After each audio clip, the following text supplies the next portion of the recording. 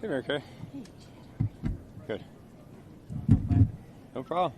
Chad, Yeah. when you have a quarterback competition like that, as wide receivers have a group, what's your biggest responsibility in terms of making it as easy as possible? How do you make it as easy as possible, for those four quarterbacks? Right. So the one thing that Coach Stefanski's done a great job from an organization standpoint is the amount of reps that we've been able to maximize by the two spots. So, this is the most reps that I can remember getting in spring practice, and it's because we've organized practice to have two spots and just to really get a lot of reps. So not only does that have a lot of quarterbacks that are competing for the job, but it helps the receivers to go out there and we can have two fields going at once and maximize reps. It's been great. Chad, Deontay Johnson, does he have a lot of catching up to do or not? Yeah, Deontay, I would say this, anybody new to our system, which Deontay is, has a long way to go, whether it's a rookie or a free agent acquisition or somebody that we signed in the offseason. So I think with all of our new players, there's always a long way to go. Certainly he's trying to get out here and get caught up to speed, learning our offense, learning how we do things, and learning his teammates. So training camp, he'll be here, and we look forward to working with him. And the more he can be out there, the more he has an opportunity to play. After what he went through last year, Chad, you as a coach, how do you deal with that?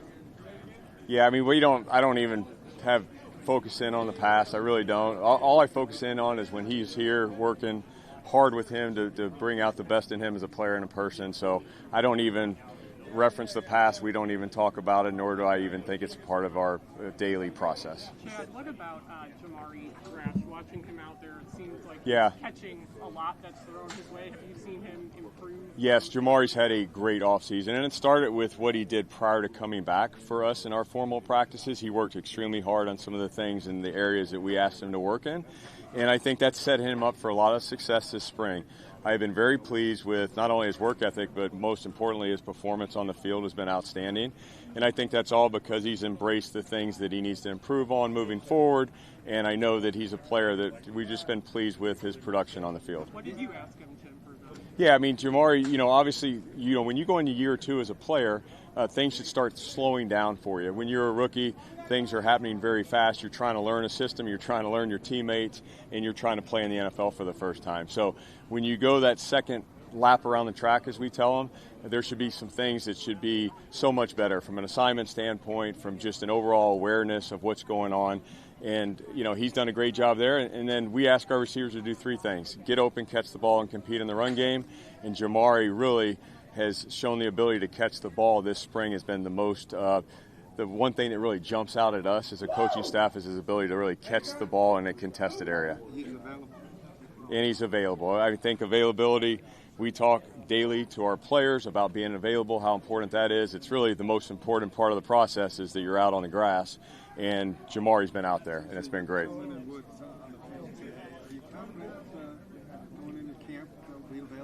Yeah, look, those guys have made a lot of progress in the spring. They've missed some days, but they were out here today as really participants in everything we do. We had the reps according to kind of giving reps to everybody. We spread them around, but those two guys were on the field today working with us. They worked through every period they were available. So my expectation is they'll be up and going in training camp for us. Chad, do you think, not Jamari specifically, but do you think in general rookies come into the NFL and maybe they're not aware of what a big step it is from college to the pros? Yeah, it's nothing that there's not a manual for it. There's nothing you can tell them that prepares them. They have to go through it themselves and physically. And I would say there's definitely a transition. And fortunately for Jamari, he took all the coaching and everything that was provided to him from a resource standpoint here in our building last year to really set him up for success going into the second year. You mentioned anyone who comes into the team has a long way to go if they're new. How much progress can they make over this 6-week break and getting caught up? Yeah, I think progress is really based on what they want to do as far as their motivation and how much they want to get done.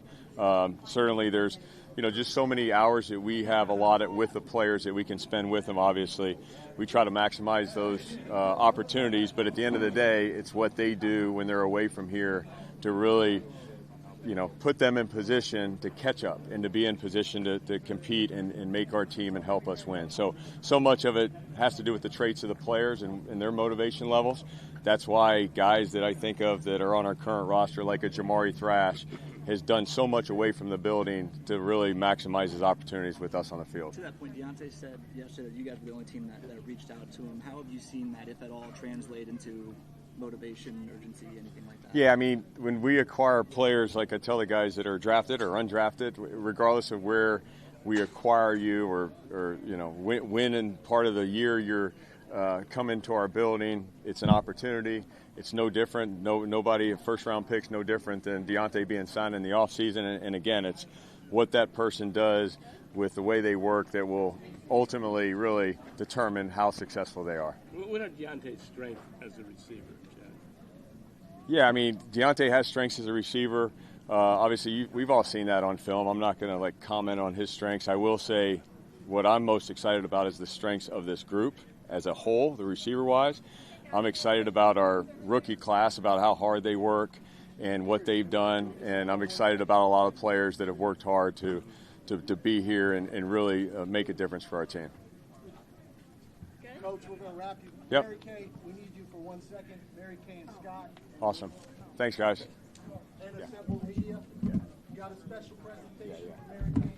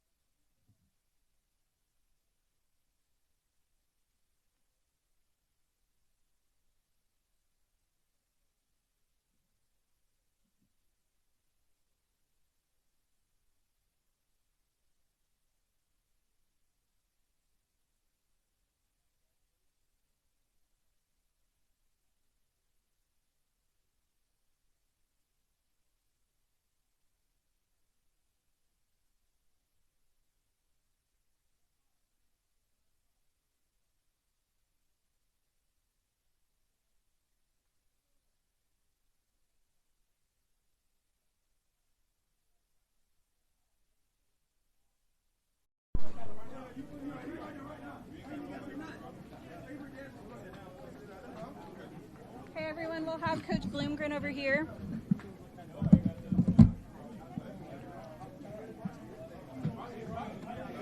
All right, good afternoon. Hello.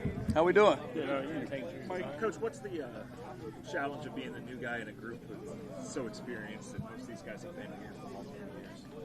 You know, I don't know that there's a challenge in that. I think it's quite an advantage, especially because there's so many things in my background with Bill Callahan that is called the same and still done the same, but there's also things that aren't. And so I think having those vets, you know, when you talk about Joel and Poe and Wyatt and Jack, I mean, those guys are such a good window into the past, the recent past. And so I can see how Bill evolved, because Bill always evolves. You know, he's a master coach, and so it's a good thing for us to be able to say, okay, we're going to do this like this or exactly like that, and just for a start of reference in the conversation. Mike, Jack was saying yesterday that beyond just what you bring from your own experience, the head coaching experience, that head coaching piece that you have in your background, he said it's how valuable it is to bring to the room. What do you feel like that head coaching experience adds as a position coach now at this level? Yeah, I think whether you're a head coach of a football team or the position coach, like, you're in charge of that segment, right? And as a head coach, of course, you have a lot of balls in the air. I think the big thing I'd tell you is I am so fortunate and so happy to be back in the National Football League and to be part of this organization. It's an outstanding organization to be part of, and I get to worry about football all the time. I get to worry about the offensive line all the time instead of, kissing babies and raising money and some of the things you do as a head coach in college football in this day and age. Joel Batonia, when we were talking to him, he said, praising you, he said, sometimes you have to be a dick as an offensive line coach. So how do you do that without going too far? You know, I think you have to be true to yourself. I think players at any age feel like when you're not being genuine, and they know it. And I think they can tell how much I love this game. If it comes across as being that word, that's probably the nicest way anybody's ever called me that word. So I guess I'll take it, and I appreciate the fact that these guys want to be pushed, and they do. They want to be great, and that's a fun group to work with day in and day out. I know at the end of last year, a couple of guys were talking about wanting to get back to the wide zone and what Kevin had done early in his tenure here, and then Joe was excited to do it too. Can you see that excitement from these guys that are kind of getting back to the bread and butter? Honestly, from day one of OSP, when we got to talk about it, when Tommy Reese went in there and installed the offensive identity, and we talked about who we're going to be and what things have to happen for us to be that team, I think you've seen a great level of excitement, and you've also seen guys making a commitment to make those techniques work. With the idea of the identity, what is your philosophy going into this of what you want this line to be, what you want them to represent when they're out there? Yeah, this line is going to be smart, tough, and physical, and they're going to see the game through one set of eyes, and that's going to be Ethan Posick, who's going to identify things for us. You were with the Stanford teams that, running the football and that physicality was sort of, that was their identity. Just what's the similarities between what you guys are trying to do here with what you guys did there at Stanford? I think it's a very similar philosophy in terms of wanting to have the ability to pound the rock. Now, with that, you're in the National Football League. You're also going to have to pass protect. But again, in everything that we do, there's never going to be a passive rep. Like, pass pro is only passive until contact's made, and then it's straight violence for the rest of the down, and it's a barroom brawl. And so as long as we take that mindset and understand the fight that it takes, whether it's run or pass, I think we're going to be just fine. But talking about those Stanford days, those were a lot of fun. Being able to pound the rock down people's throats. And that's something this offensive line really wants to be able to do for this team as well. What have you seen from DeJuan Jones at left tackle? Yeah, I think DeJuan's done some good things. You talk about what you've seen this offseason just as the OSP started. You talk about the steps that he's taken. He's been at everything. He's attacked his rehab, and he's lost some weight. So I think those are good starting points. I think there's so much good in the package that is DeJuan Jones, things that certainly you can't coach, from a length, a size standpoint, athleticism. There's a lot of good in there. But he's certainly not a finished product, as are none of us in that offensive line room, including myself. There's still a lot of work to be done. I really think it's the proverbial, we're not where we need or want to be, but thank God we're not where we used to be. We're making progress, but we got a long way to go. You got a player comp? Is there anybody from your past that DeJuan reminds you of? No. He's that unique? He's unique, yes. He talked about the transition from the right side to the left side. Now he thinks he's still kind of going through that, and, trying to do stuff left-handed. How have you seen him get better, and how do you help him get even further better being on that left side? Yeah, I think it is reps, reps, reps. And ruthlessly repetitive fundamentals are a thing we believe in the offensive line room. And so the more sets he can get from the left and the more comfortable he can get, whether it's from a 2-point stance or from a 3-point stance, that all has so much value. And we've got to make sure we're getting him those reps. I'm really encouraged by the ability that's there. And again, I think there's a philosophy in this building and something Bill has always held strong to. And there's not a whole lot of difference between playing right and left tackle from a skill set. And although we know the importance of the left tackle position, I'm not saying that. But again, when you talk about just mastering those footwork patterns and feeling comfortable with every kick and every step you're taking, that's really just time on task because it is a different stance. So you believe that kind of a tackle is a tackle, right, left isn't. More is made out of right and left than maybe the reality is. I think when you're looking for tools and skill set, yes.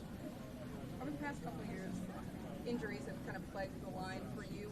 Where do you see the depth of this team? Obviously, you want to stay healthy, but where's the depth look like for you? I think the depth's coming, and I think the offseason moves that we made and bringing Tevin in and bringing Cornelius Lucas in, those are great steps to shoring that up. There's also going to be some competition at a couple positions because of those guys jumping in there. I think Luke Whippler, who we call Coach Whippler because of his knowledge of the system, I think he's doing a great job, and I think we have a ton of confidence in him. How much do you enjoy the development part of this? I love it. I live for this, y'all. Like football is what I love.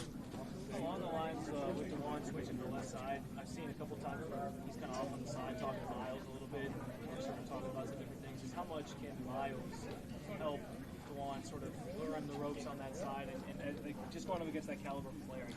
Yeah, I think it's the ultimate iron sharpens iron, right, as you talk about that. And so anything that they can do, and certainly post-rep, hey, what'd you see, what'd you feel, and why, and being able to process that as an offensive lineman, knowing that we live in fractional seconds, so it's got to be something that's done pre-snap.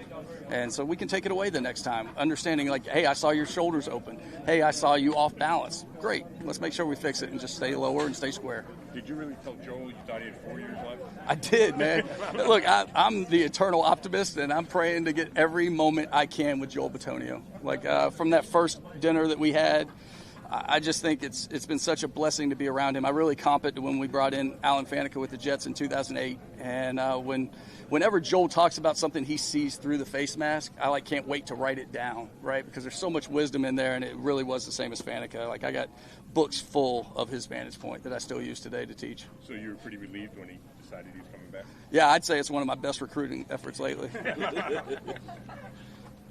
We good, guys?